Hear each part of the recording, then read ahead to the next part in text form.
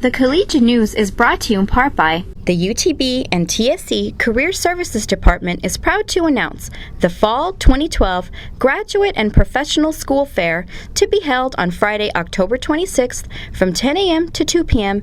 in the Student Union Gran Salon. The fair is directed to students who are pursuing a professional career, master's degree, or a PhD in an array of disciplines. At the fair, students should dress in appropriate attire and bring a list of questions to ask the university recruiters about the admission process into their programs.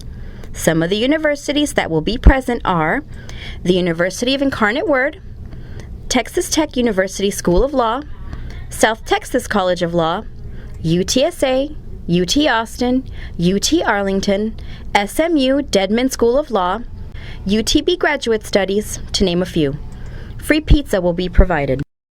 The Dean of Students would like to remind you that October 22nd through the 26th is Alcohol Awareness Week and Accessibility Awareness Week.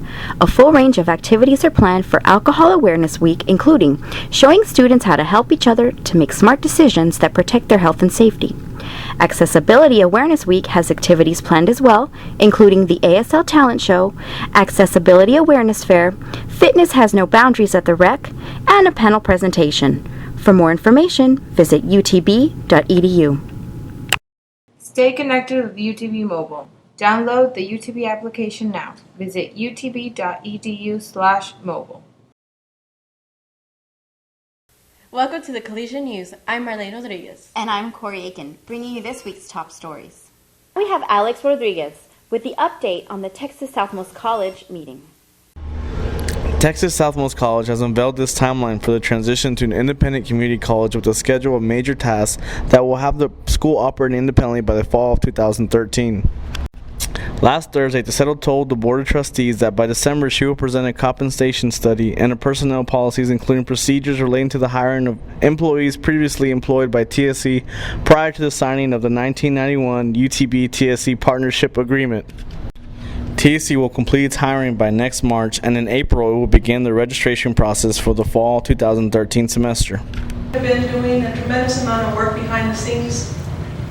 It's been and continues to be extremely fast and furious. Michael Punin, who serves on the UT Brownsville transition team, praised DeSettle's plan.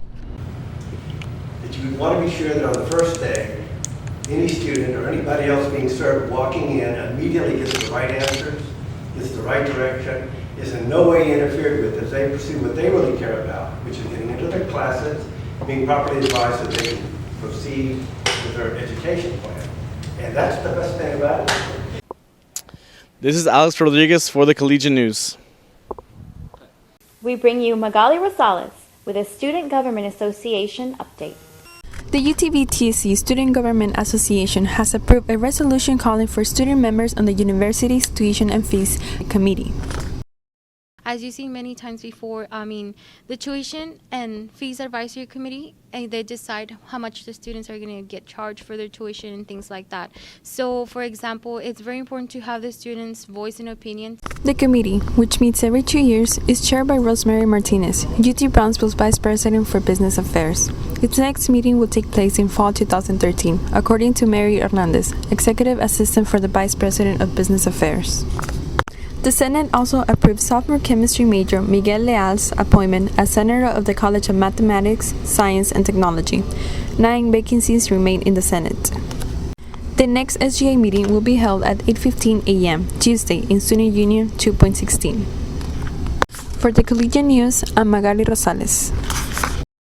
Is government fit to manage the economy? That's the subject of a debate between communication and government students held last Thursday. In order for an economy to work for all of the people, there must be a clear set of rules to follow. Because every state interacts with other states, because our companies interact with other international companies. The federal government is the only entity in the position to manage those rules and our economy. The fundamentals must be managed on an even playing field in order to maximize our country's potential. Placing regulations on the private sector infringes on the rights of individuals and limits consumer options. By letting the government manage the economy, we are letting government manage the individual. The more that there is government intervention, the more there is governmental growth in power and control, that is.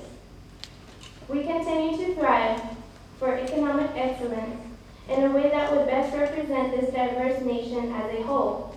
Giving the government the power to make our individual choices for us would completely contradict our individual freedom. How do you think the debate went today? I'm proud of both sides. I think they did a great job preparing and thinking through the arguments on both sides, and they delivered their speeches with confidence, especially my team. Based on clarity, facts, organization, and communication skills, the communication students won. Taking tests can be difficult. The Collegian wants to give you the best tips on how to pass. Here's my co-anchor, Marlene Rodriguez. Contrary to popular belief, all-nighters and cramming are not the best way to prepare for an exam. With midterms taking place, students should be prepared. Stress can push a student to prepare. Student Health Services Director Eugenia Curet said students should avoid stressing over tests. One way students can avoid stress is to study.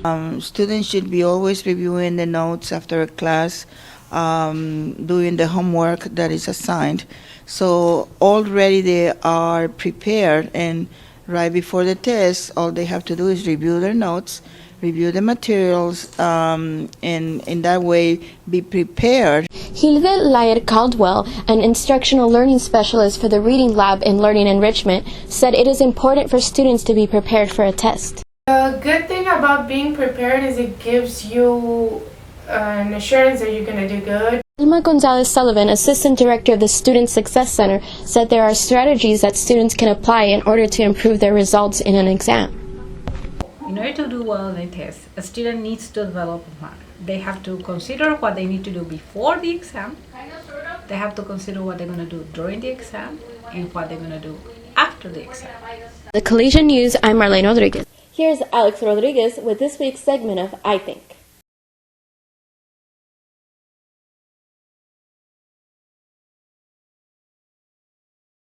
I think question of the week is, where would you like to see the UT Brownsville campus built? I think it would be best if it were built in downtown, mainly because they have like the bus station there. So a perk of UTV students is they have the Scorpion, the Sting card. So no matter where it's located, they could always at least get a ride to school for free as long as they show off the card. So I think downtown would be the best place to build it. Where would you like to see the new UTB campus built? Probably in North Campus, in North Brownsville, because that's where I live closer to. I would actually like to see it across the expressway. I don't know what it's called. Why is that? I wouldn't like to see it downtown because I don't know. It's just I don't think it's not right, and I think that'd be a great place to have it because it's open, has more area to do more things, more buildings to do. This is Alex Rodriguez for the Collegian News.